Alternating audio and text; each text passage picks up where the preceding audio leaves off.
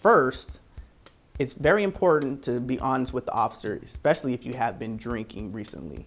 One of the defenses is called a rising blood alcohol level defense. Two, the officer is going to ask you to perform some field sobriety tests. They are not mandated for you to perform any of these field sobriety tests. In fact, I will caution you to perform some of them depending on what your physical abilities are. These tests were not designed for people that are overweight, that have back and knee problems. So if you have any ailments, you probably will not do well on these tests. Therefore, you probably should not perform these tests. At the end, the officer is going to ask you to take a breath test on the scene. That is what we call a preliminary alcohol screening test, known as a PASS. You also do not have to take that test because that test does not register what we call mouth alcohol.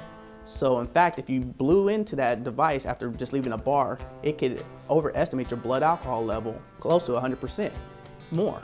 At that point in time, even if you decline that, the officer is going to give you a choice of breath, blood, or urine. Usually they don't give you a urine test. So if you refuse to give a breath or blood test, the officer would treat that as a refusal. And if they treat that as a refusal, they can get a warrant to draw your blood anyway.